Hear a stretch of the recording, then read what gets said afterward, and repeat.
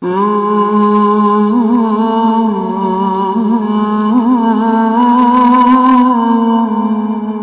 عمر بن عبد العزيز آخر خطبة خطبها فقال فيها: إنكم لن تخلقوا عبثا ولن تتركوا سدى، وإن لكم معادا ينزل الله فيه للفصل بين عباده، فقد خاب وخسر من خرج من رحمة الله التي وسعت كل شيء، وحرم جنة عرضها السماوات والأرض.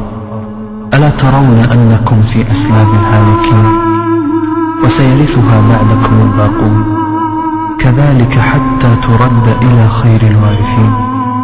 وفي كل يوم تشيعون غاديا ورائحا إلى الله قد قضى نحبه وانقضى أجله، فتودعونه وتدعونه في صدع من الأرض غير ممسد ولا ممهد، قد خلع الأسباب وفارق الأحباب وسكن التراب وواجه الحساب، غنيا عما خلف فقيرا إلى ما أسلف.